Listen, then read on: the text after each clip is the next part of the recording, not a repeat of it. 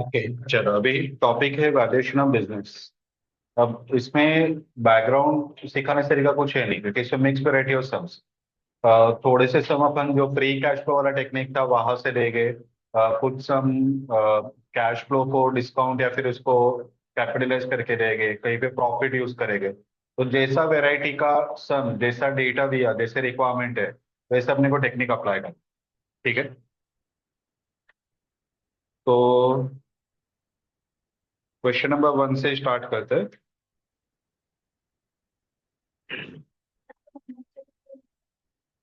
देखो, question number 1। SP limited gives the following cash flow estimate. 2007 का है। वो 20,000, एक जीरो कम लग रहा है ना? एक जीरो बढ़ा दो उसका। तो 20,000 lakhs. 2008 to 2010 compound growth rate है 6.5% का। 2011 टू 2014 कंपाउंड ग्रोथ रेट है 9.5% का। ठीक है। Apply 20% discounting rate, determine the value of business. अब इस पे 2014 के आगे का क्या, वो तो उनको दिया नहीं है। तो पहले ग्रोथ 6.5% था, अब हमें 9.5% हुआ। तो इस पे तुम लोग एज्यूम कर सकते हो कि आगे का जो ग्रोथ रेट है, जो 2014 के आगे का है, वो 0% रहेगा। अगर वो ग्रोथ रेट 0% है तो कांस्टेंट ग्रोथ वाले में काउंट हो जाएगा। और कांस्टेंट ग्रोथ है तो फिर ऑटोमेटिकली टर्मिनल वैल्यू अपने को निकालना पड़ेगा। ठीक है।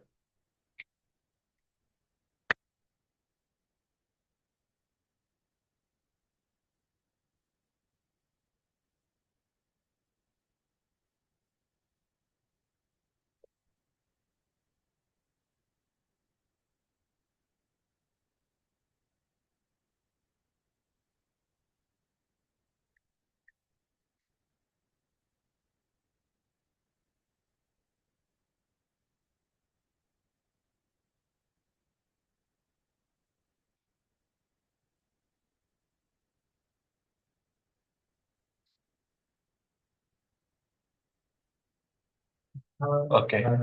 पहले का है 20,000। 2010 तक 6.5% ऐड करना है। तो 20,000 प्लस 6.5%।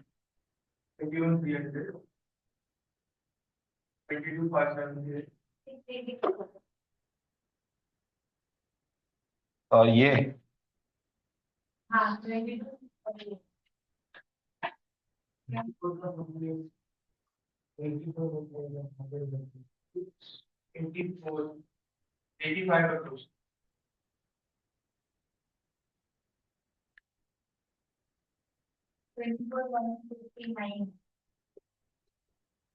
अभी ग्रोथ है वो 9.5% हो रहा है, तो अभी 9.5% ऐड करो। 454।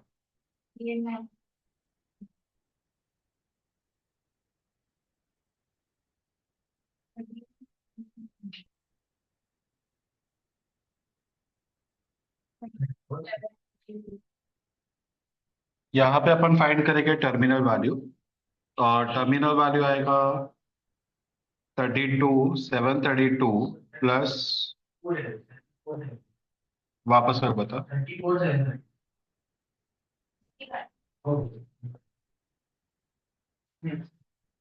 ओके, तो 34,732 प्लस 0%, ग्रोथ एज्यूम करें 0% का। तो अपने को डिस्काउंट फैक्टर दिया है 20% का, -0।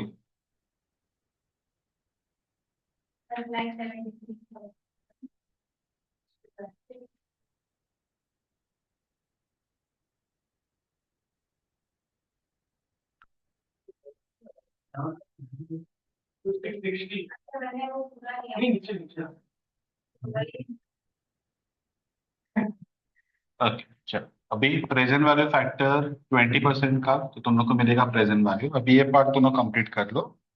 यहाँ पे मिलेगा वैल्यू ऑफ बिजनेस।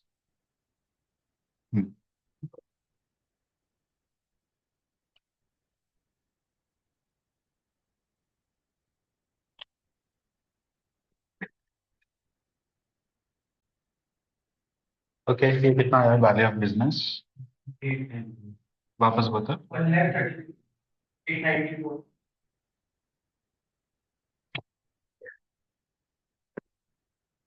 चलो अभी नेक्स्ट वैरायटी पे जाते हैं। अब ये जो नेक्स्ट वैरायटी का सम है ना, उसके सिमिलर अराउंड 3 से 4 सम है जो नोट्स पे डाला है। तो ये वैरायटी में अपन करते क्या है, क्वेश्चन नंबर 3 देखो।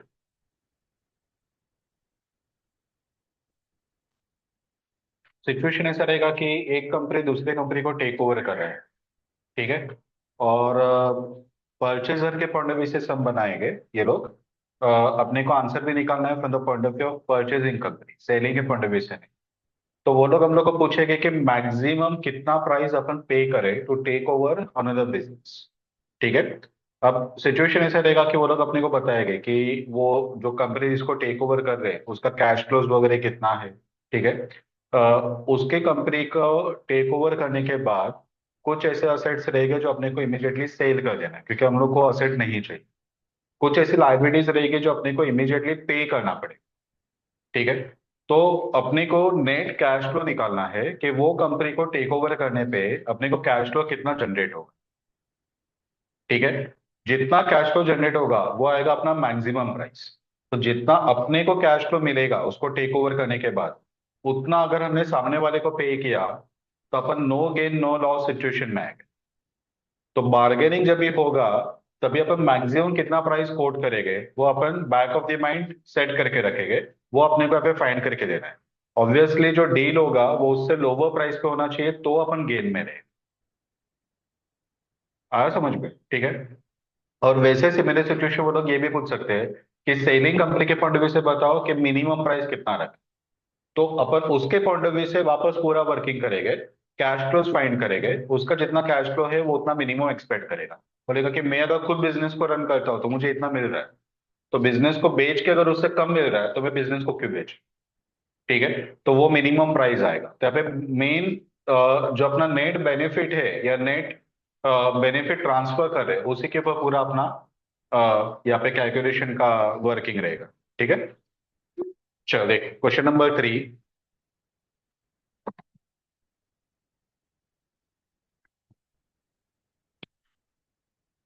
ये सीए का एग्जाम प्रॉब्लम है, ऊपर लिखा नहीं है मैंने। Timbi limited is in the business of making sports equipment. The company operates from Thailand. To globalize its operation, TIMBI has identified Fine Toys Limited, an Indian company, as a potential takeover candidate. तो fine toy India का company है, टिम्बी है वो Thailand का है, ठीक है। After due diligence of fine toys limited the following information is available. Cash flow forecast rupees in crores. अब ये लोग ने गेम कैसे खेला है देखो। ईयर 10 से 1 का दिया है। तो अगर तुम प्रेजेंट वाले फैक्टर अप्लाई करोगे तो पूरा गलत हो जाएगा।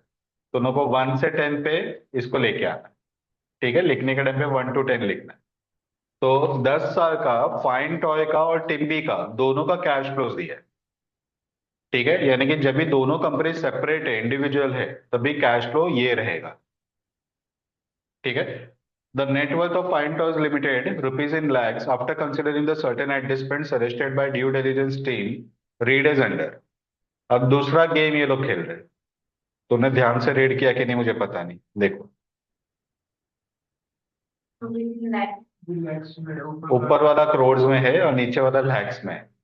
तो अगर वो ध्यान नहीं दिया तो गया काम से।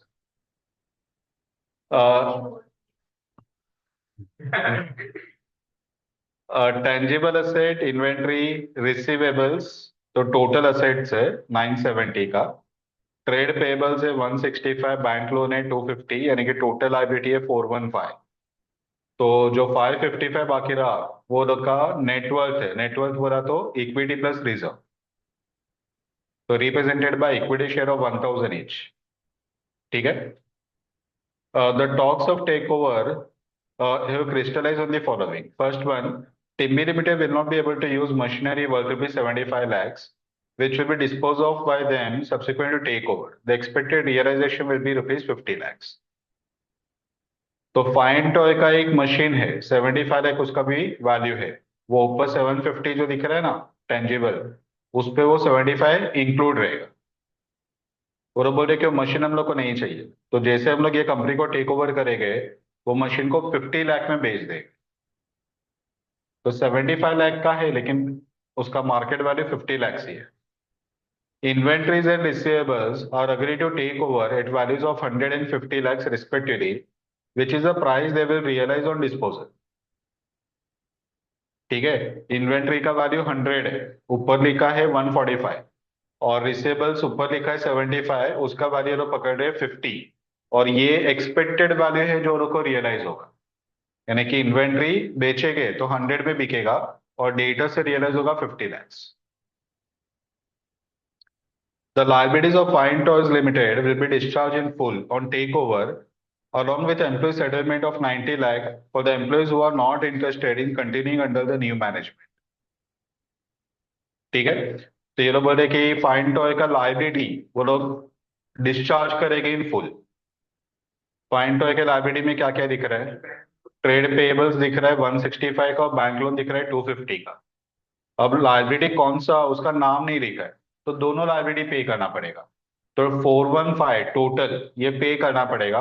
और उसके अलावा जो एम्प्लॉइज न्यू कंपनी में काम करने को रेडी नहीं हो गए, ठीक है, वो लोग जॉब छोड़ के जाएंगे, वो लोग का सेटलमेंट करना पड़ेगा। 90 लाख उसका सेटलमेंट का कॉस्ट है, तो ये भी अपने को पे करना पड़ेगा। Timbi limited will invest sum of rupees 150 lakh for upgrading the plant of Fine Toys Limited on takeover. A further sum of 50 lakh will also be incurred in the second year to revamp the machine shop floor of Fine Toys Limited. तो immediately 150 lakh का invest हम लोग करेंगे उसके ये plant को upgrade करने के लिए, और सेकेंड ईयर में और 50 लाख का कॉस्ट इंकर होगा सेम अपग्रेडेशन ऑफ प्लांट के लिए। अब यहाँ पे सेकेंड ईयर बोला तो अपन एज्यूम करेंगे सेकेंड ईयर का एंड, तो डिस्काउंटिंग फैक्टर सेकेंड ईयर का अपन अप्लाई करेंगे, present value factor. Second year बोला तो वो एग्जैक्टली वो समझ में नहीं आता ना कि बिगिनिंग रहेगा तो फर्स्ट ईयर का अप्लाई होगा, और एंड रहेगा तो सेकेंड ईयर का अप्लाई होगा। तो अपन सेकेंड ईयर का एंड एज्यूम करेंगे। The anticipated cash flow rupees in crore post take over are as follows. Take over के बाद कैश फ्लोज कितना रहेगा ये लोग बता रहे हैं। अब यहां पे अगेन वो ने गेम खेला है, यह दिया है 1 to 10 और ऊपर दिया है 10 to 1, तो 1 में से 1 ही माइनस करना है, 1 में से 10 माइनस नहीं करना। ठीक है, अब ये कैश फ्लोज क्या दे रहे हैं ना, वो थोड़ा समझना पड़ेगा। ये लोग बोल रहे कि anticipated cash flow post take over. ठीक है, तो पोस्ट टेक ओवर एकदम वर्ड क्लियर नहीं समझ में आ रहा है कि पोस्ट टेक ओवर बोला तो जो फाइन टॉय को अपन टेक ओवर कर रहे हैं उसका कैश फ्लो बता रहे हैं कि पूरे कंपनी का बता रहे हैं।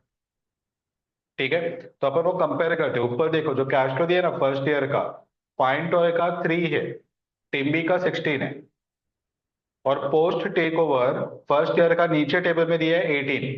तो ऑब्वियसली वो 3 का 18 पे नहीं जा सकता,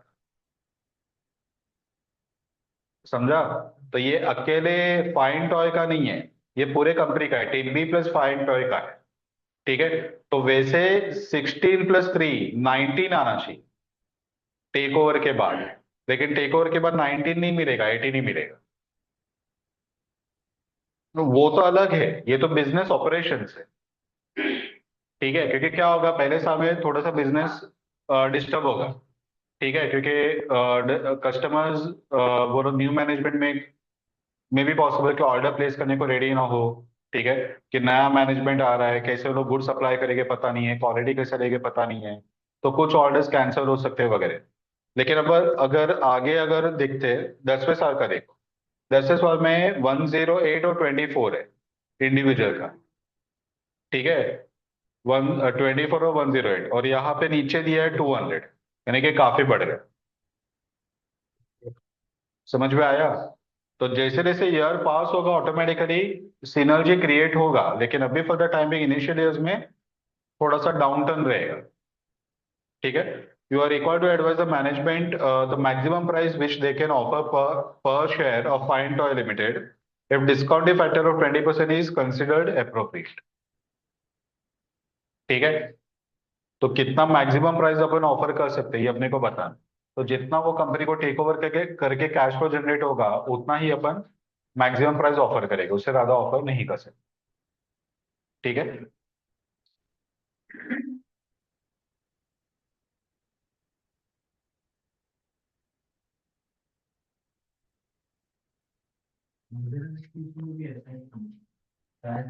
हाँ, मैक्सिमम प्राइस मिनिमम प्राइस, लेकिन वहां पे हमने वो इक्वेशन वगैरह बनाया था वैसे। हाँ। चल अभी देखो, यहाँ पे अपन पहले क्या करेंगे कि बिजनेस ऑपरेशन से कितना कैश फ्लो जनरेट हो रहा है वो अपन पहले लेंगे। उसके बाद में ये जो पॉइंट नंबर 1 to 5 में अलग अलग दिया है कि वो लाइबिलिटीज को पे करना है, मशीन को बेचना है वगैरह, उससे कितना कैश फ्लो आएगा वो अपन चेक करेंगे। और फाइनली सबको ऐड करके एक फाइनल अमाउंट अपन डिसाइड करेंगे। ठीक है। तो पहले इंक्रीमेंटल कैश फ्लो अपन फाइंड करते हैं।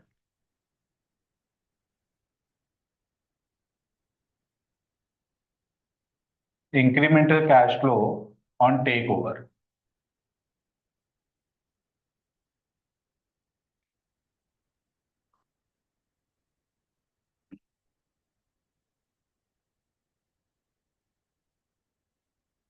रुपीज इन लैक्स पे कन्वर्ट कर देते हैं अपन, वो बेटर है।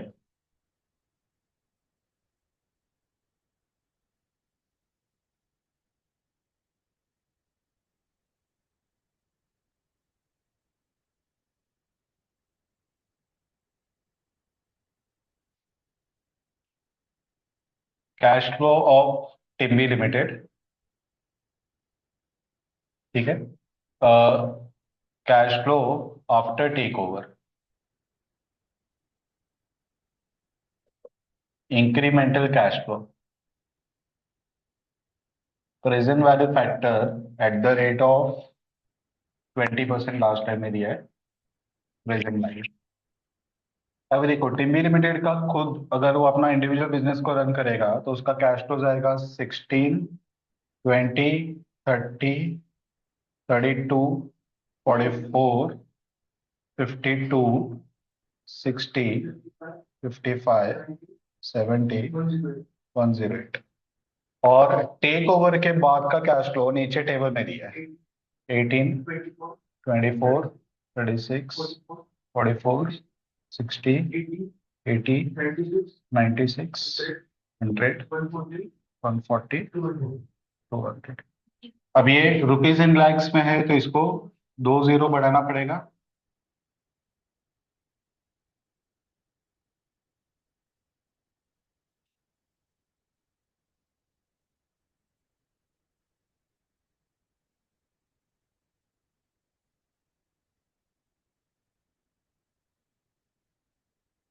चल अभी incremental cash flow take over करने से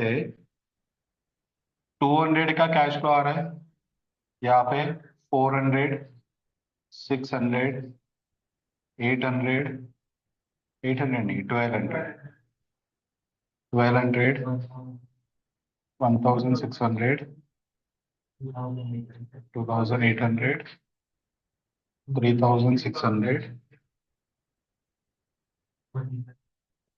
2800, 3600, 4500, 7000, 9200। अब प्रेजेंट वैल्यू फैक्टर 20% का वो 8333, 6944, 5787, 4823, 2019। हाँ, बढ़ कैसे गया रे? 4019, 3349, 2791, 2326,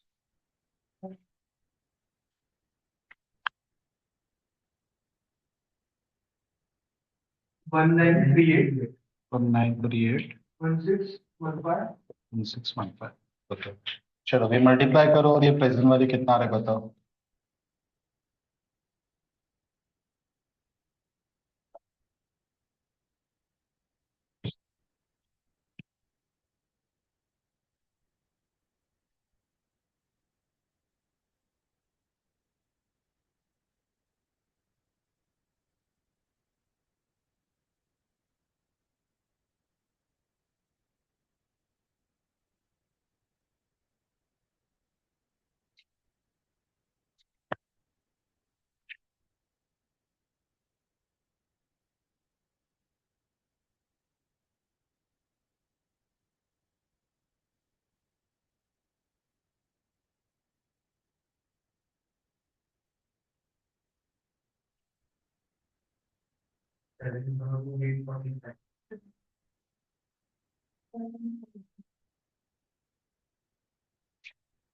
okay,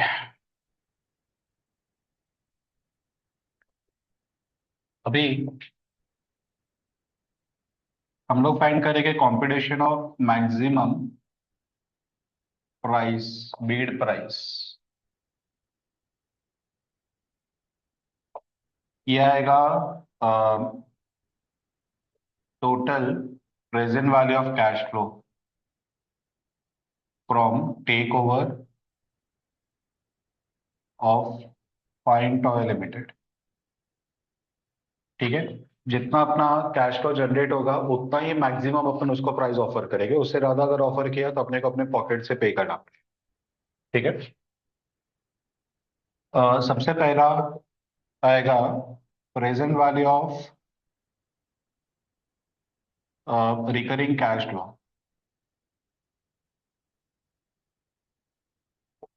working out number one, ये वाला 7845। तो टेक ओवर करने पे सीधा सीधा ये अपने को कैश फ्लो मिल रहा है उससे। ठीक है, अब उसका इंडिविजुअल का कैश फ्लो कितना था वो अपने को मैटर नहीं करता। उसका इंडिविजुअल का कैश फ्लो अपने को पहले समय मिल रहा है 200 का, जबकि उसका खुद का कैश फ्लो 300 का है। लेकिन वो खुद चलाएगा तो उसको 300 मिलेगा, अपने को टेक ओवर करके कितना मिल रहा है अपने को वो मैटर करता है। तो हमने वो फाइंड किया कि जो अपने को मिलेगा, और उसका प्रेजेंट वैल्यू आ रहा है 7845। तो ये तो स्ट्रेट अवे अपने को मिलने ही वाला है। ठीक है, उसके अलावा नीचे वाला पॉइंट नंबर 1 से लेके 4 में कुछ बता रहे हैं। पहला है कि Timbi limited will not be able to use machinery worth rupees 75 lakhs which will be disposed of by them subsequent to takeover. The expected realization will be 50 lakhs. तो अपने को कैश इनफ्लो हो रहा है क्या आउटफ्लो हो रहा है? कैश इनफ्लो हो रहा है।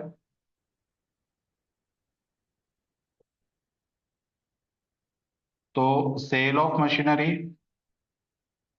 अब इस पे अकाउंटिंग वगैरह में नहीं जाना है कि 75 का 50 में बेचा तो 25 का लॉस होगा, वो लॉस पीएनएल में जाएगा वगैरह। हम लोग यहाँ पे जो फोकस कर रहे हैं वो कैश फ्लो को फोकस कर रहे हैं। टैक्स का इम्पैक्ट अपन इग्नोर करें क्योंकि वो टैक्स रेट वगैरह दिया नहीं, वरना अपने को वो उसका जो कैपिटल गेन के ऊपर टैक्स वगैरह आएगा वो सब भी अपने को देखना पड़ेगा। ठीक है, तो 25 का, हाँ सॉरी 50 का inflow. Second, inventories and receivables agreed for takeover values of 150 lakhs respectively, which is the price they will realize on disposal. Word क्या लिखा है? Which is the price they will realize on disposal, यानी कि जैसे business बेचे गए वो लोग ये रियलाइज कर लेंगे ये अमाउंट में। यानी कि वो लोग वेट नहीं करेंगे कि रेगुलर क्रेडिट पीरियड खत्म होने के बाद अपन पैसा क्रेडिट करें। वो प्रीवियस कंपनी के डेटर्स है, वो लोग का रिलेशन कैसा था अपने को पता नहीं। तो अपन तुरंत डिस्काउंट दे के उसका पैसा रिलीज करेगा, और इसीलिए देखो वैल्यूज कम हो गए। 145 का 100 हो गया, 75 का 50 हो गया। तो पहले का सब खत्म करो, बाद में नया हम लोग अपने हिसाब से बिजनेस को रन करें। तो रियलाइजेशन ऑफ इन्वेंट्री, इन्वेंट्री का मिलेगा 100। Realisation of receivables 50। क्या? हाँ, 0 ईयर इमीडिएट अभी हो रहा है। Point number 3, the liabilities of Fine Toy Limited will be discharged in full. So less cash outflow. तो liabilities में ट्रेड पेबल्स है,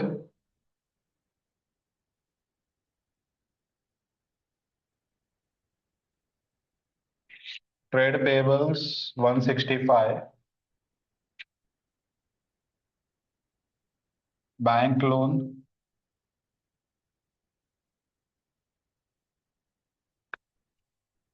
250। आगे वो लोग बता रहे कि सेटलमेंट ऑफ एम्प्लॉइज क्लेम वो आएगा 90 का।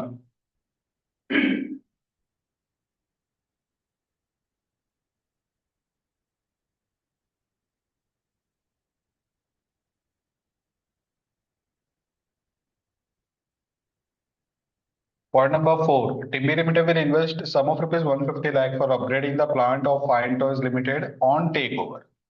यानी कि ये इमीडिएट होगा, upgradation of plant 150.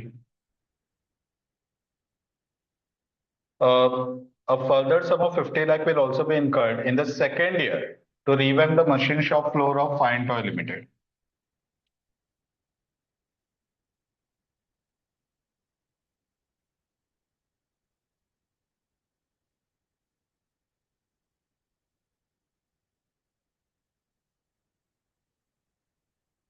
Second year का प्रेजेंट वैल्यू फैक्टर 0.6944,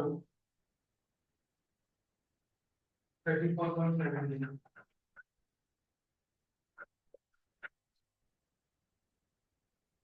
हो गया। आगे बोला एंटिसिपेटेड कैश फ्लोज, वो हमने ऑलरेडी कंसिडर कर लिया है। तो maximum price, maximum bid price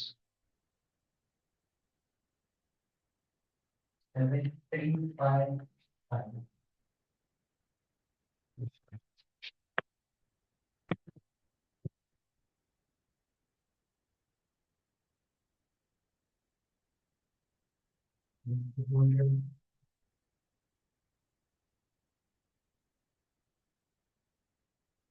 आया समझ पे? बस इतना सही समझ। अब इस पे अगर तुम लोगों को पूछा कि फाइन टॉय के पॉइंट ऑफ व्यू से बताओ मिनिमम प्राइस कितना है, तो फाइन टॉय के हिसाब से देखो, पॉइंट नंबर ए में उसको जो कैश फ्लोज मिल रहा है उसका प्रेजेंट वैल्यू निकालेंगे।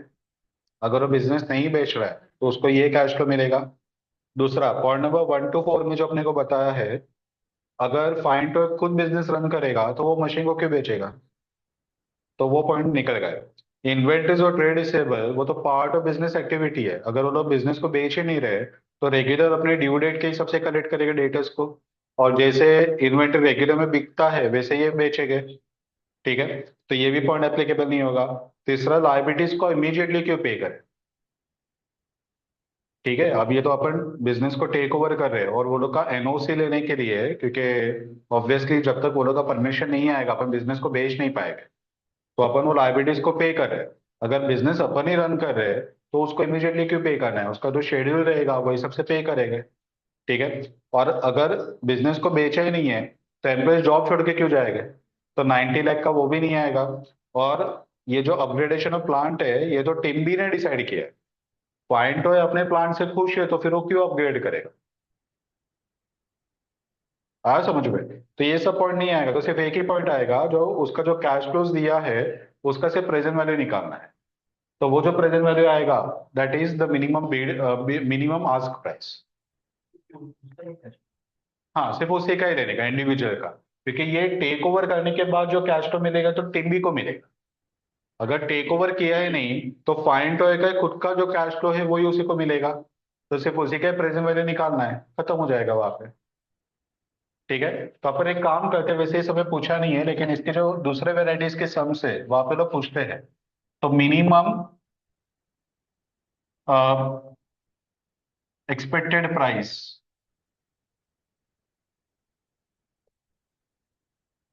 ऑफ फाइन टॉय लिमिटेड, तो ईयर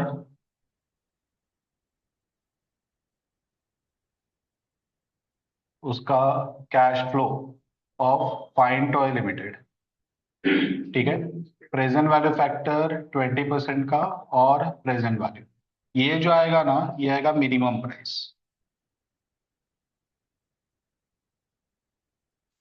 आया समझ में? ठीक है, तो दोनों को ऊपर वाला जो है 3, 6, 8, 10 वगैरह,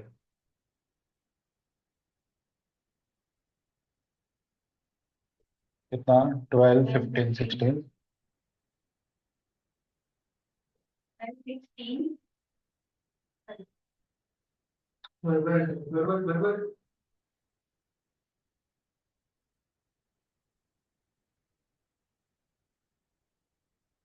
ठीक है, समझ में आया ना?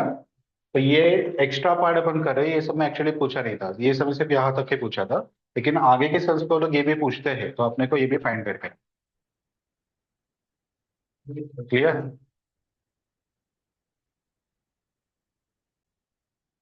चलो ये कितना आया मिनिमम प्राइस? 4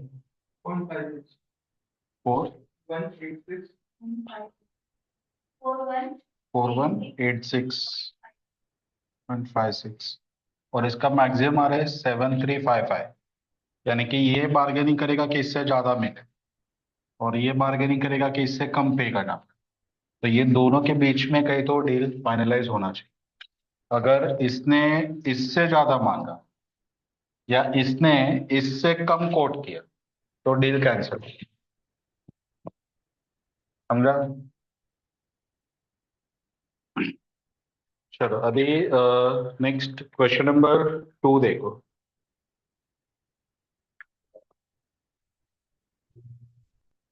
क्वेश्चन नंबर 2, ये भी सिमिलर फॉर्मेट का सम है। इस पे कुछ नया रहेगा तो ये अपन वर्किंग करेगा, अदरवाइज नहीं करेगा। NRPL Nuclear Reactor Private Limited is engaged in the business of design and construction of nuclear reactors that are supplied exclusively to Atomic Energy Department. The core component of such reactor is outsourced by NRPL from FIL, Fusion Industries Limited, the sole manufacturer of this item. NRPL want to gain the leadership in the industry and seek to take over FIL.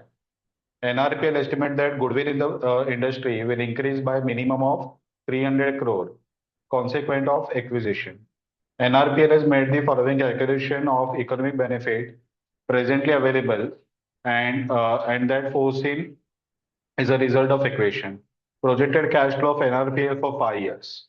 Projected cash flow of FIL for next 5 years. यहाँ पे दो अलग अलग table में दिया है अपने को, ये वाले सब में एक ही टेबल में दोनों का दिया। ठीक है, तो 5 साल का एनआरपीएल का कैश फ्लो और 5 साल का एफआईएल का कैश फ्लो दिया है। ऑडिटेड नेटवर्थ ऑफ एफआईएल, तो fixed asset, investment, non trade है, current asset, total current liability and net worth. Other information, 10% of the asset of FIL will not be required in the event of acquisition and same has a ready buyer for rupees 100 crores. तो ये cell कर देंगे 100 crore cash flow में count करेंगे। Current asset includes surplus stock of 20 crores that can realize rupees 30 crores. तो 20 लेंगे कि 30 लेंगे? 30। जितना रियलाइज होगा वो लेना है। ज्यादा प्राइस पे होगा या कम प्राइस पे होगा वो मैटर नहीं करता। रियलाइज कितना होगा, कैश फ्लो कितना जनरेट होगा वो अपने को देखना है। तो 30 पे अपन टेक ओवर करें, यानी 30 यहाँ पे सब में ले गए। इन्वेस्टमेंट है ready mark for rupees 1500 crores। वैसे भी इन्वेस्टमेंट नॉन ट्रेड है तो उसको रख के क्या करोगे? ठीक है, तो उसको बेच दोगे तो 1500 करोड़ उसका मिलेगा। Current liabilities are to be paid off immediately, तो ऊपर करंट लाइबिलिटीज दिया है 1000, वो अपने को पे करना है। 510 crore are payable on account of compensation claim awarded against FIL which has been treated as contingent liability in the accounts on which 20% was provided for। थोड़ा सा कंफ्यूजिंग है, एक बार वापस देखते हैं। Rupees 510 crore are payable on account of compensation claim awarded against FIL. तो FIL के सामने कुछ कॉम्पेंसेशन पेएबल है 510 करोड़ का, which has been treated as contingent liability in the accounts on which 20% was provided for। तो एफआईएल के लिए कंटीजेंट लायबिलिटी था, लेकिन इसका 20% उन्होंने प्रोवाइड करके रखा है, यानी कि प्रोविजन बना के रखा है। ठीक है, तो सिचुएशन कुछ ये टाइप से है कि कंटीजेंट लायबिलिटी 510 का है, उसपे से प्रोविजन ऑलरेडी बना के रखा है 20% का। कितना होगा?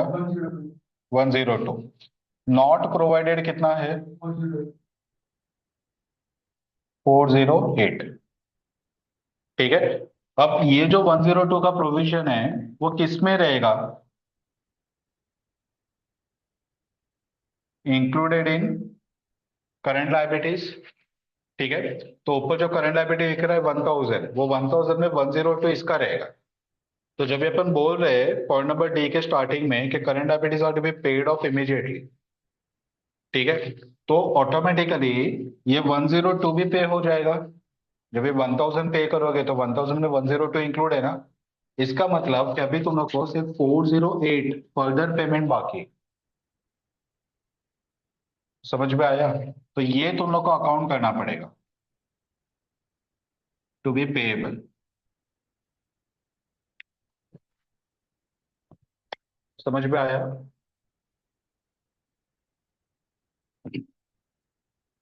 NRPL is estimated the combined cash flow post merger as follows।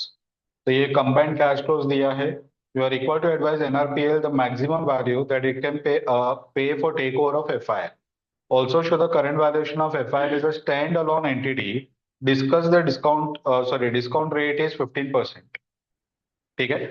तो तुम लोग को ये भी पूछा है कि कितना मैक्सिमम अमाउंट पे करोगे, और इसके साथ ये पूछा गया current valuation of stand alone entity, यानी कि ये अगर टेक ओवर नहीं किया तो स्टैंड अलोन कंपनी का वैल्यूएशन कितना। तो जो कैश फ्लो का वैल्यूएशन है वही आएगा, बाकी कुछ आएगा ही नहीं। आया समझ में? तो ये सब में अपने को वर्किंग क्या क्या करना पड़ेगा। पहला वर्किंग ये आएगा, उस पे अपन NRPL का कैश फ्लो और कंबाइंड का कैश फ्लो, यानी कि फर्स्ट पॉइंट और फिफ्थ पॉइंट, उसका डिफरेंस लेंगे। ठीक है। और ये सब में सब कुछ आई थिंक करोड़ में ही दिया है, तो वो कुछ कन्वर्जन नहीं है, और ईयर भी 1 to 5 का ही दिया है। ठीक है।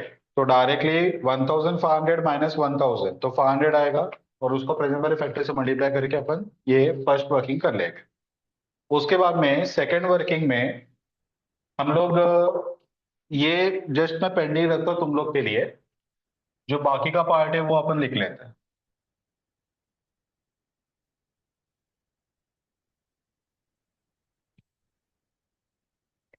तो ये जो भी तुम लोग वैल्यू यहाँ से फाइंड करोगे वो देख लेना तुम लोग कितना आता है। उसके बाद में अदर इंफॉर्मेशन में बोला कि 10% ऑफ फिक्स्ड एसेट वो सेल करेंगे फॉर 100 करोड़।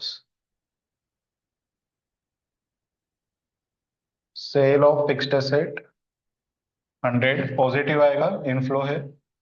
करंट एसेट उसमें सरप्लस स्टॉक है 20 का, जिसको रियलाइज करेंगे 30 में।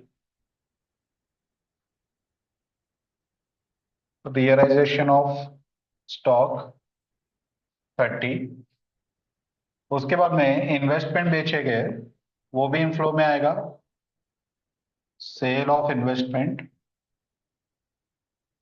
1500।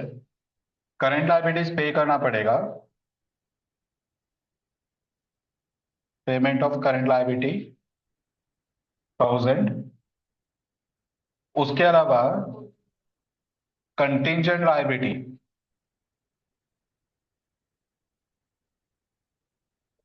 पेड, तो वो आएगा 510 में से 102, यानी कि 20% ऑलरेडी प्रोवाइडेड है। तो जो बाकी का है वो दोनों का भी पे करना पड़ेगा, जो आएगा 408। ठीक है। और ऊपर देखो फर्स्ट पैराग्राफ में उन्होंने बोला है कि जब ये टेक ओवर होगा ना तो उससे गुडविल बढ़ेगा 300 करोड़ का। तो इंक्रीज इन गुडविल 300, ये भी गेन वाला पार्ट है, कैश फ्लो नहीं है। लेकिन हम लोग यहाँ पे जो ले रहे हैं ना वो पूरा इमीडिएट गेन क्या होगा वो अपने को लेना है, तो उस पर कैश और नॉन कैश दोनों को कंसिडर करना पड़ेगा। इवन अगर सपोज ये 408 इमीडिएटली पे नहीं किया, ठीक है, लेकिन फिर भी एक नया लायबिलिटी क्रिएट हो रहा है तो अपने को वो लेना पड़ेगा। आ समझ में? अगर ये इमीडिएट पे नहीं किया रहेगा तो भी अपने को लेना है। तो वैसे सेम वे अगर लायबिलिटी को कंसिडर कर रहे हो तुम लोग, तो वैसे कोई असेट नया क्रिएट हो रहा है तो वो भी गेन है ही, भले अपन उसको बेचेंगे नहीं, लेकिन एक वैल्यू तो बढ़ रहा है, एक असेट तो इंक्रीज हो रहा है, तो वो अपने को लेना पड़ेगा। तो ऐसा रूल नहीं है, कंपलसरी नहीं है कि जितना कैश फ्लो रहेगा वही लेना है। ठीक है। अब मैं बाकी के असेट्स एंड लायबिलिटीज को क्यों नहीं ले रहा हूँ, वो भी एक क्वेश्चन आ सकता है। क्योंकि अगर वो कंपनी को टेक ओवर किया तो बाकी का असेट भी आ रहा है ना। ठीक है। वो क्यों टेक ओवर नहीं करना है, क्योंकि वो टेक ओवर करने के बाद वो असेट अपने को अपने पास रखना पड़ेगा टू रन द बिजनेस। अगर सब कुछ बेच दिया तो बिजनेस को चलाओगे कैसे? कैश फ्लो जो जनरेट होगा वो वही असेट को यूज करके जनरेट होगा ना। तो वही असेट का रिजल्टिंग इफेक्ट कैश फ्लो के फॉर्म में। समझ में आया? इसके लिए बाकी के असेट्स एंड लायबिलिटीज जो अपन सेल नहीं कर रहे, वो अपने को यहाँ पे लेना नहीं है कि अपने पास वो इनफ्लो हो रहा है। क्योंकि हमने जब भी कैश फ्लो दिया तो वही एसेट यूज करके वो कैश फ्लो जनरेट हुआ, और कैश फ्लो दिया तो वो एसेट ऑटोमेटिकली आ गए। ठीक है। अब जो चीज ये कैश फ्लो में नहीं आया वो दोनों को प्लस माइनस करना है। तो ऑब्वियसली गुडविल आया नहीं है, तो गुडविल को दोनों को अलग से ऐड करना पड़ेगा। समझ में आया? ठीक है। तो ये तुम लोग को देगा फाइनल मैक्सिमम प्राइस। समझ में आया ना क्या करना है? वो भी ऐड करना पड़ेगा। ठीक है। तो तुम लोग एक काम करो, 5 ही साल का है तो फटाक से हो जाएगा, पहला वर्किंग भी कर लो और बाद में ये कंटिन्यू कर। नोशनल लॉस भी आएगा ना। अगर गेन लिया तो सिर्फ अकेला गेन लेके नहीं चलेगा, तुम लोग गेन ले रहे हो तो लॉस भी लेना ही है। अब ये जो 408 है, ये अगर यहाँ पे सब में कहीं पे लिखा नहीं है कि ये इमीडिएटली पे करना है, फिर भी अपन इंक्लूड कर रहे हैं। अब वैसे ऊपर का जो लायबिलिटी है, करंट लायबिलिटी, अगर सपोज पे करने का नहीं बोला रहता तो अपन अभी पे नहीं करते। वो 1000 क्यों ले रहे हैं? क्योंकि वो उन्होंने बोला कि इमीडिएटली पे करो। अब 408 का अगर नहीं बोला रहता तो वो बैलेंस शीट में नहीं है, लेकिन वो पेएबल होगा इन फ्यूचर, तो अपने को लेना पड़ेगा। भले ही इमीडिएट नहीं है लेकिन आएगा तो सही ना फ्यूचर में।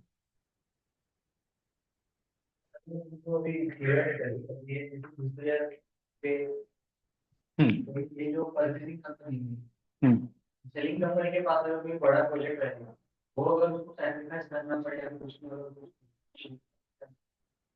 नहीं, मुझे एग्जाम्पल तेरा नहीं समझा।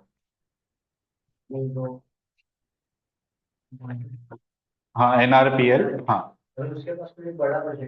हम्म।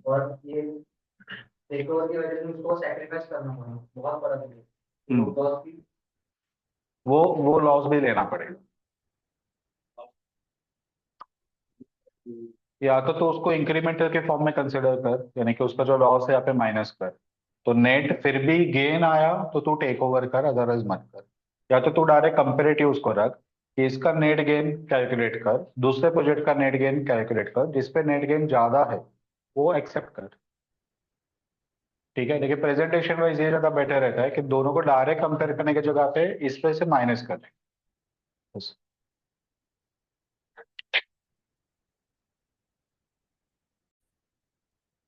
चलो इसका बताओ, ये कितना आया कैश फ्लो पहले, कितना है ये बताओ। 676.08 और बेड 2198.08 और मिनिमम 1999.42। ठीक है।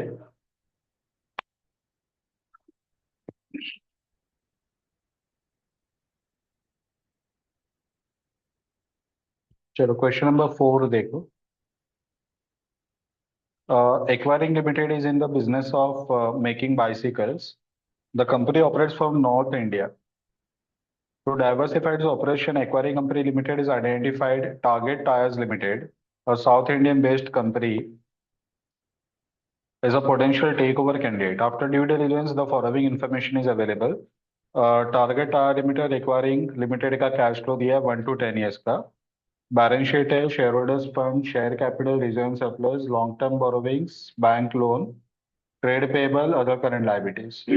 असेट में है tangible, intangible, non current investment, current asset, other non current asset.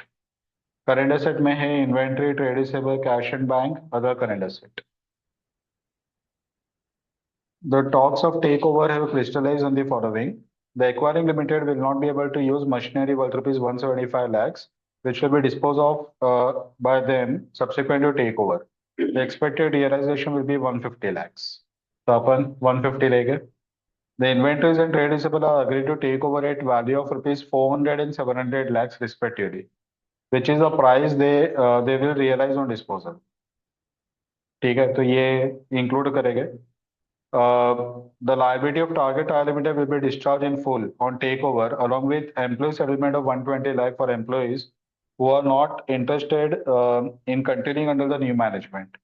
तो liabilities में ये लॉन्ग टर्म बोरोविंग 565 का, बैंक लोन 78.5 का, ट्रेड पेबल 163.5 और अदर करंट लायबिलिटी 47.25, ये सब कुछ पे करना पड़ेगा। ठीक है, यहाँ पे वो लोग ने लाइन लिखा है लाइबिलिटीज विल बी डिस्चार्ज। ठीक है, तो सभी लाइबिलिटी को पे करना है, और उसके अलावा 120 लाख अपने को पे करना है एम्प्लॉइज को। Acquiring Limited will invest sum of rupees 250 lakh for upgrading the plant of Target Tyre Limited on take over. A further sum of 250 lakh will also be incurred in the second year to revamp the machine shop floor of Target Tire Limited. तो वही actually fine toy वाले सम को ही सिर्फ उन्होंने modify किया है, बाकी पूरा एडजस्टमेंट वगैरह भी सेम है। Anticipated cash flow of the combined business post takeover are as follows. The management of Target Limited is not ready to accept its present standalone value as a consideration for takeover. Acquiring Limited wishes to know up to what extent they can quote the higher price without suffering any loss in value post merger. तो अभी जो अपन orally बोल रहे थे वही same यहाँ पे wording में लिखा हुआ है। ठीक है, you are equal to advise the management the per price limit which they can pay per share of Target Tire Limited if discount factor of 15% is considered appropriate. तो यहाँ पे सिर्फ एक एडिशनल पॉइंट ये है कि पर शेयर का अपने को निकालना है। तो ये जो मैक्सिमम प्राइस आएगा ना, इसको divide by number of share करने का, तो आएगा मैक्सिमम प्राइस पर शेयर। और यहाँ पे जो प्राइस आएगा इसको divide by number of share किया तो आएगा मिनिमम प्राइस पर शेयर। आया समझ में? ये सब और क्वेश्चन नंबर 3, इसमें सिर्फ एक ही नया पॉइंट है जो दोनों को ध्यान में रखना है कि क्वेश्चन नंबर 3 में दोनों को कैश और बैंक बैलेंस शीट में दिया नहीं था। ठीक है, जबकि ये सब में दोनों को कैश एंड बैंक बैलेंस दिया है 268 का। ठीक है, तो वो भी इमीडिएट गेन है ना कि अगर वो कंपनी को टेक ओवर किया तो उतना कैश अपने को मिल रहा है। समझ में आया? ठीक है, तो वो एक नया पार्ट है जो दोनों को यहाँ पे ऐड करना है। ठीक है, बाकी का पूरा सम सेम है। ठीक है, तो ये होमवर्क ले लो। 268 को कुछ टिक मार्क करके रखो, सॉल्यूशन में याद आना चाहिए कि वो दोनों पे इंक्लूड करना है।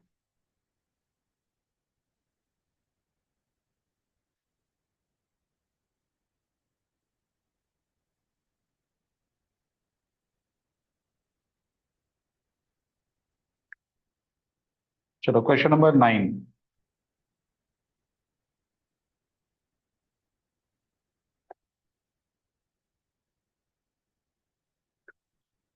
ये भी सिमिलर लाइन का सम है, लेकिन इस पर डेटा और जो वे है सम बनाने का थोड़ा सा उन्होंने मॉडिफाई किया है। Question number 9, FCL is in negotiation for taking over BMCL. The company FCL is seeing a strong strategic fit in taking over BMCL, provided it is profitable proposition. Mr. Guha, GM Finance, is asked to look into the viability of the probable takeover of BMCL. He has collected the following necessary information. Summarized balance sheet of BMCL on 31st March 2014. Equity share है 200 का, 12% preference share 75, reserve surplus 125, 10% debenture, term loan, current liabilities. Asset में है net fixed asset investment, current asset में है inventory, debtor, cash and bank, loans and advances, miscellaneous expenditure to the extent not written off. तो इसमें से जो अपन लेंगे वो इमीडिएट कैश और बैंक 4.25 वाला इंक्लूड करेगा। ठीक है, proposed purchase consideration 10.5% debenture of FCL for redeeming 10% debenture of BMCL 44 crores। तो ऊपर देखो BMCL का जो डिबेंचर है वो 40 का है, और अपन उसके सामने जो नया डिबेंचर दे रहे हो 44 का दे रहे हैं। ठीक है, 11% convertible preference share of FCL for payment of preference share of BMCL 100 crores। BMCL का प्रेफरेंस शेयर ऊपर 75 का है, अपन उसको पे करें 100 crores। 12.5 crore equity share of FCL would be issued to the shareholder of BMCL at prevailing market price of 20 each. So 12.5 crore into 20 ये अपन equity वालों को दे रहे हैं। FCL would meet all dissolution expense of 0.5 crores। ठीक है, उसका dissolution expense भी अपन पे करने वाले। The management of FCL will dispose of any asset or liability which may not be required after takeover. Investment 150 crores, debtors 15 crores, inventory 9.75 crores, payment of current liabilities 25 crores, all intangible assets will be written off. Right of वाला part accounting है। अपन यहाँ पे जो सब में technique use कर रहे हो कैश फ्लो वाला टेक्निक यूज कर रहे हो, तो राइट ऑफ वाले पार्ट से कोई फर्क नहीं पड़ता। ठीक है। The management of FCL would like to run the take over company BMCL for next 7 years, but after that it will discontinue with it. It is expected that for the next 7 years that takeover company will generate the following yearly operating cash flow after tax. तो operating cash flow after tax in crores, ये किसका दे रहे हैं? Combined entity का है कि बीएमसीएल का है?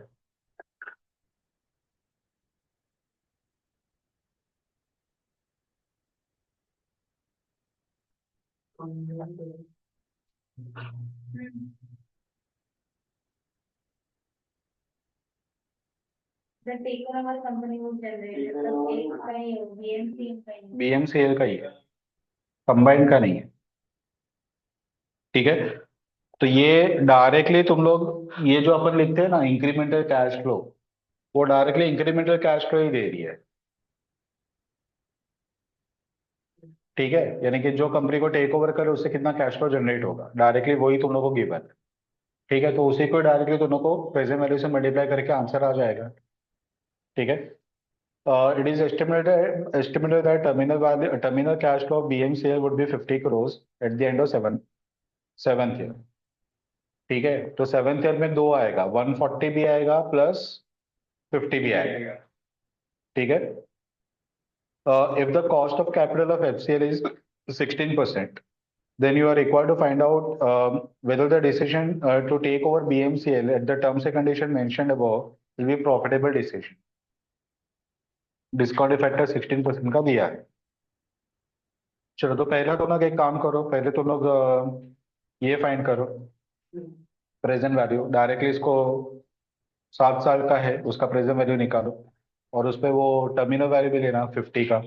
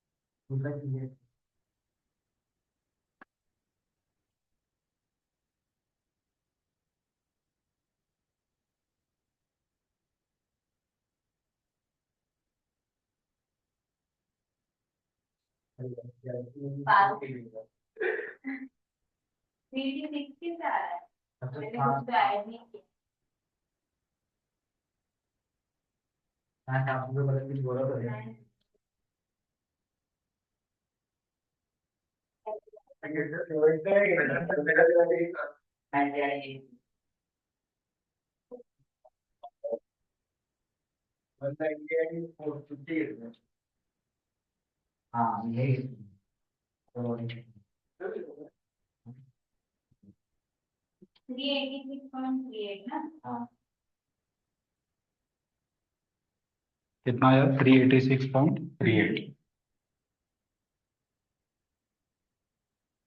इस पे टर्मिनल वाले में लिया ना तुम लोगों ने 7th ईयर का?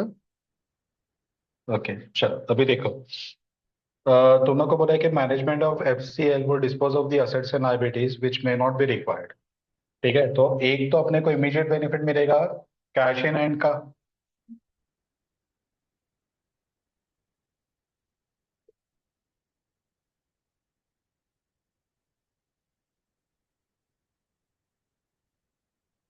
$4.25। सब कुछ सेम अमाउंट ही है ना, और करोड़ में या लैक्स में ही है ना? ये करोड़ में, ये भी करोड़ में। ओके चलो। उसके बाद में वो लोग बोल रहे कि इन्वेस्टमेंट डिस्पोज ऑफ करेंगे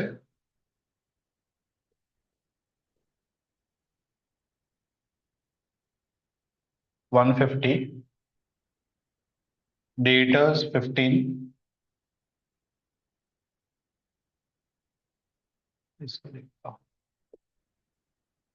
assets realised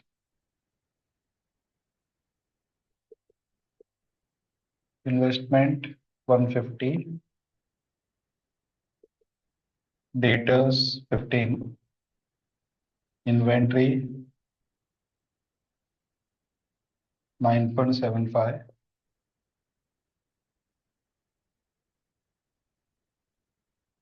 plus payment of liabilities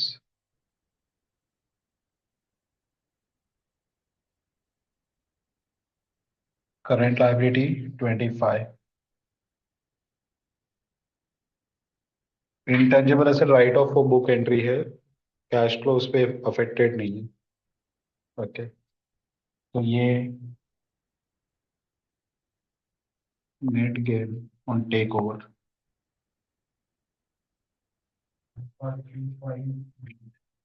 540.38।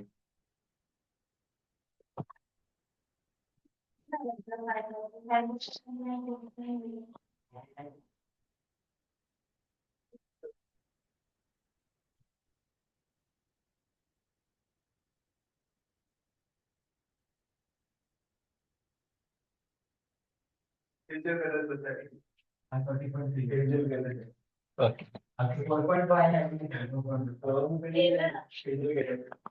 चलो सुनो।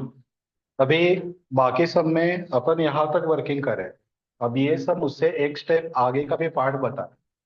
अब ये क्या बोल रहा है कि ये लोग ने ऑलरेडी सामने वाली कंपनी से नेगोशिएट कर लिया है, और सामने वाली कंपनी को क्या क्या पे करेंगे ना, वो तो उनको ऊपर लिस्ट में दिया 1 to 4 में, 1 to 4 में। ठीक है, तो अपने हिसाब से ये कंपनी का जो मैक्सिमम प्राइस है वो 540 आना चाहिए। ठीक है, और वो लोग उसके सामने कितना पेमेंट कर रहे हैं वो पॉइंट नंबर 1 to 4 में दिया है।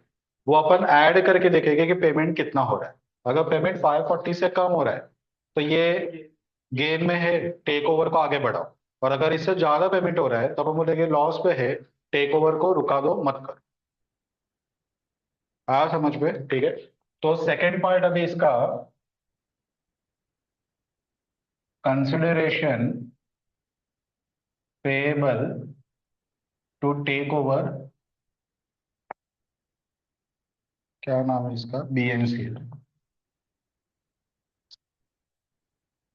अब कंसिडरेशन में क्या क्या पे कर रहा है, अभी यहाँ पे तो लोग को जो इंड एस 103 है उसको मिक्सअप नहीं करना है कि पीसी बोला तो सिर्फ पीसी टू इक्विटी और प्रेफरेंस ही आएगा।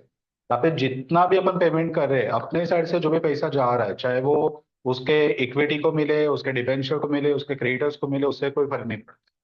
जितना भी पेमेंट हो रहा है वो सब अपने को यहाँ पे इंक्लूड करना है। तो पहला, डिबेंचर को डिबेंचर दे रहे,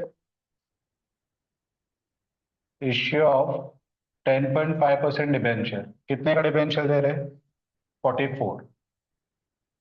11% प्रेफरेंस शेयर को अपन अपना प्रेफरेंस शेयर दे रहे 100 करोड़ का। Issue of 11% preference share 100।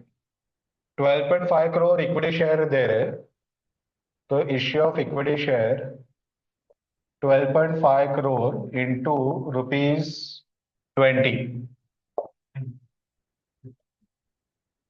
To 50।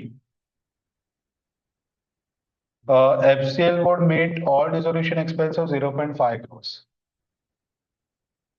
So payment of dissolution expense 0.5 crore. Total consideration payable 394.5। Okay. अब इसको और इसको कंपेयर किया तो 394.5 पे करके अपने को गेन होगा 540 का। तो net gain on take over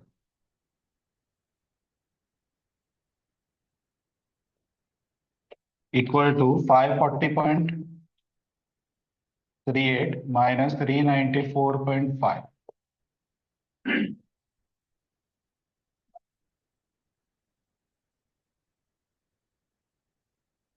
ठीक है।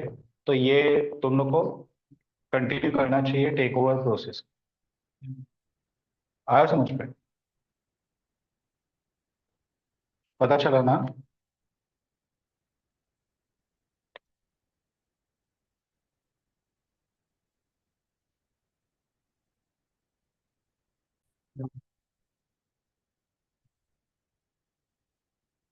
चलो, question number 7। Shiva Limited gives the following information. Profit after tax for the period 100 lakhs, expected compound growth rate of 8%. Cash flow after tax for the period 125 lakhs, expected compound growth rate 7%. Current market price per equity share 900. Equity share capital rupees 1 crore into share of 100 each. Compute the value of Shiva Limited by projecting its profit after tax or cash flow after tax for 8 years period. Use 10% discount rate for your calculation. Also calculate the value of business by capitalizing current profit after tax or cash flow after tax. तो ये तुम लोग के model का समय, तुम लोग को प्रॉफिट आफ्टर टैक्स दिया है फॉर द पीरियड बोला है। इसका मीनिंग क्या होगा फॉर द पीरियड का? देखिए, जो ऑलरेडी गया उसका बोल रहे कि आगे के ईयर्स का बता रहे, वो क्लियर बताया नहीं। Same way cash flow after tax का भी सेम फॉर द पीरियड उन्होंने बोला है। करंट मार्केट प्राइस दिया है 900, इक्विटी शेयर कैपिटल दिया है, तो उसे नंबर ऑफ शेयर मिल जाएगा। और हम लोग को फाइंड करना है for 8 is period profit after tax और कैश फ्लो आफ्टर टैक्स को डिस्काउंट करके। डिस्काउंटिंग रेट दिया 10%। और उसके अलावा वो लोग बोल रहे हैं कि कैपिटलाइजिंग वैल्यू भी फाइंड करो। दोनों को कैपिटलाइज करो, प्रॉफिट आफ्टर टैक्स को भी और कैश फ्लो आफ्टर टैक्स को, यानी कि एक ही समय दो समय, एक डिस्काउंटेड कैश फ्लो निकालना है और एक कैपिटलाइजिंग वैल्यू निकालना। ठीक है। तो पहले डिस्काउंटेड कैश फ्लो वाला अप्लाई करते हैं। Discounted cash flow after tax, profit after tax. हाँ, ईयर वन ही पकड़ते हैं उसको, क्योंकि ईयर कंप्लीट हुआ है उसका दिया, ऐसा कहीं पे बोला नहीं है। 8 साल का फाइंड करने को बोला है।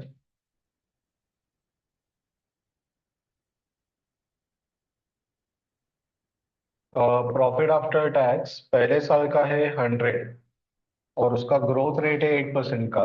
तो 100 + 8%, 108 +8%,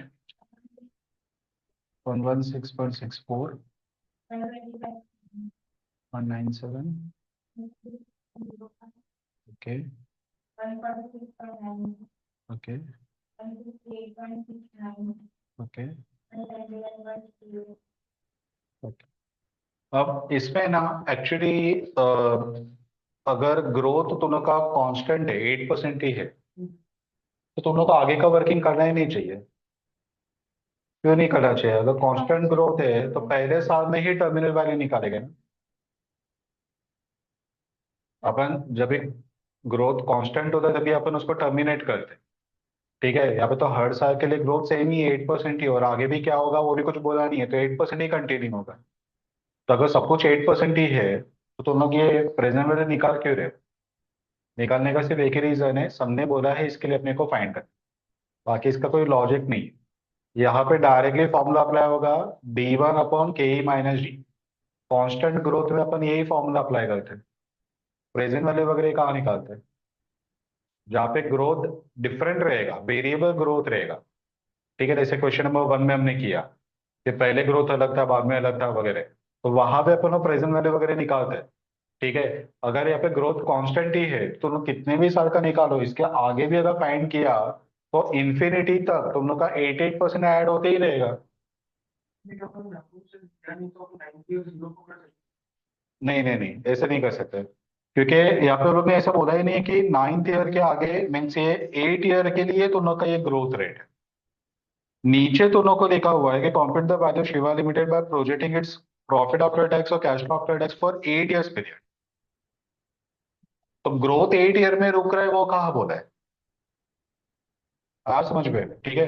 तो यहाँ पे अपन ऐसा एज्यूम नहीं कर पाएंगे कि 8 ईयर के आगे 9th ईयर ऑनवर्ड 0%। ठीक है। तो बस यहाँ पे टर्मिनल वैल्यू वगैरह फाइंड नहीं करने का, फिर ग्रोथ आगे ऐसे ही चलते रहेगा। ठीक है। तो अपन इसका टर्मिनल वैल्यू वगैरह फाइंड नहीं करेंगे। सिर्फ 8 साल का क्यों ले रहे हैं? क्योंकि सबने स्पेसिफिकली बोला है कि 8 ईयर्स का फाइंड करो। ठीक है। अ, अभी अपन क्या करते हैं, कैश फ्लो आफ्टर टैक्स भी यहाँ पे साइड में लिखते जाते हैं। पॉइंट नंबर 2 में तुम लोग को कैश फ्लो आफ्टर टैक्स दिया 125 का, और ग्रोथ रेट है 7% का। ठीक है। तो ओके। हम्म। हम्म। हम्म। हम्म। हम्म। बस। अब प्रेजेंट वैल्यू फैक्टर तुम लोग को बोला है कि तुम लोग को यूज करना है 10% का।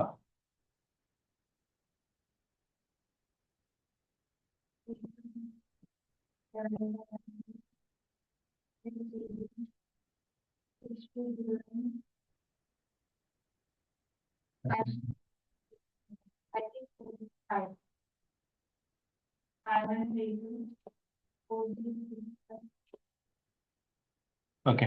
अब तुम लोग को present value of profit after tax और present value of cash flow after tax ये फाइंड करना है। ये आएगा वैल्यू ऑफ बिजनेस। समझ में आया?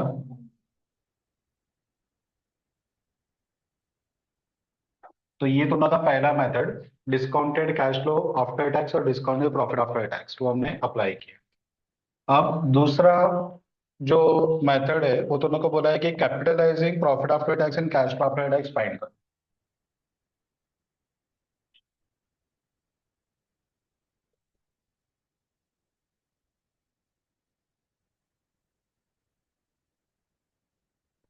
ये सेकेंड मेथड। अब यहाँ पे अ, सब में बच्चे लोग का एक मिस्टेक ये होता है कि वो लोग डिस्काउंटिंग फैक्टर 10% का सबने दिया था, तो लोग 10% लेके यहाँ पे कैपिटलाइज वैल्यू फाइंड करते। ठीक है, लेकिन सब में ना एक मेथड अल्टरनेटिव उन्होंने डेटा दिया है जो अपन यहाँ पे यूज कर सकते। ठीक है। अब करना क्या है मैं थोड़ा सा बताता हूँ। तो तुम लोग जो प्रॉफिट और कैश फ्लो दिया है ना, इसको तुम लोग को केई से डिस्काउंटिंग सॉरी कैपिटलाइज करना है। तो discounting factor may be possible कि वो डब्ल्यूसीसी से हमने डिस्काउंट किया, लेकिन कैपिटलाइज करने के लिए जनरली अपन के ही यूज करते हैं। ठीक है, तो अपने को के ही फाइंड करना पड़ेगा। अब के ही कैसे मिलेगा? तो सब में कोई डेटा दिया ही नहीं है, देखो सीएपीएम वगैरह कुछ भी नहीं है। तो के ही कैसे निकालेंगे? तो एक ऑप्शन ये है कि जो 10% दिया उसे कोई के ही एज्यूम कर लो। ठीक है, लेकिन वो गलत होगा, क्योंकि के ही फाइंड करने का एक वे उन्होंने ओपन रखा है।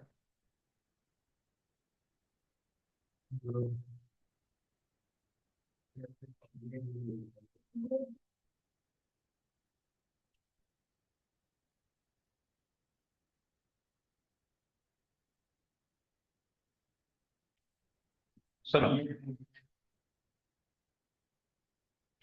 सुनो, अब यहाँ पे क्या करना है? के का एक वन ऑफ द फॉर्मूला 1/पी, 1/पी इक्वल टू के होता है। क्योंकि के पी का फॉर्मूला क्या है?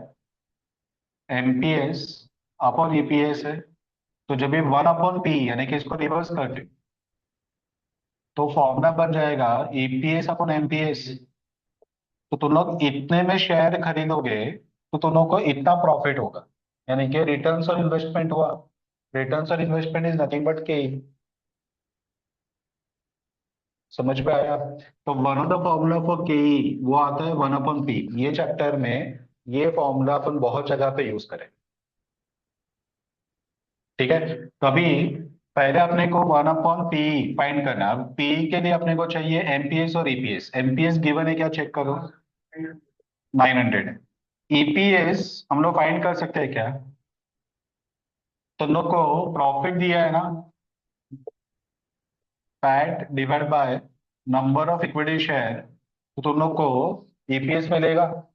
प्रॉफिट आफ्टर टैक्स रिसेंट का ही लेना पड़ेगा, एक्चुअली अपने को लास्ट ईयर का लेना चाहिए, 0 ईयर का लेना चाहिए।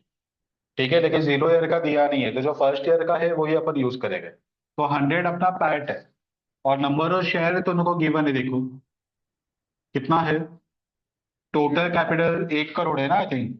शेयर ऑफ 100 इंच, तो 1 लाख शेयर होगा। और ये क्या है, 100 लैक्स। ठीक है, डिवाइड बाय 1 लाख यानी कि ₹100 होगा। इतना बढ़ा है। ठीक है, पी बन जाएगा एमपीएस अपॉन ईपीएस। तो 900/100 यानी कि 9 टाइम्स के इक्वल टू 1/पी, तो 1/9। ठीक है, अगर इसको परसेंटेज में चाहिए तो इंटू 100 करो तो उनको परसेंटेज में है। 1/1 रिकरिंग रहेगा। ठीक है, अब capitalised value of business, first using profit after tax equal to PAT divide by के परसेंटेज। पैट कितना है करंट का? 100 है, डिवाइड बाय 11.11% रिकरिंग लेना।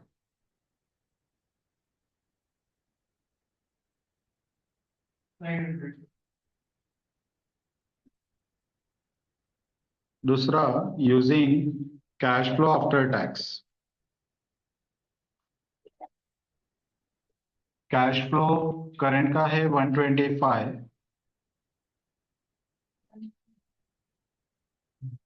ठीक है, तो final summary,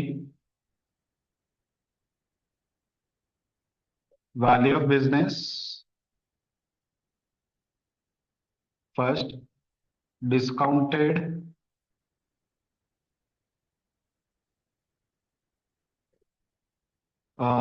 profit after tax, ये जो आएगा वो। दूसरा discounted cash flow after tax, ये वाला। तीसरा कैपिटलाइज्ड प्रॉफिट आफ्टर टैक्स 900। और capitalised cash flow after tax 1125। आया समझ में? बस ये वैल्यूज फाइंड करने को बोला था, इसका एवरेज वगैरह कुछ निकालना नहीं है, यानी कि फाइनल एक वैल्यू पे आना नहीं है। अलग अलग मेथड बोला था, वो हमने अप्लाई किया। ठीक है, चलो।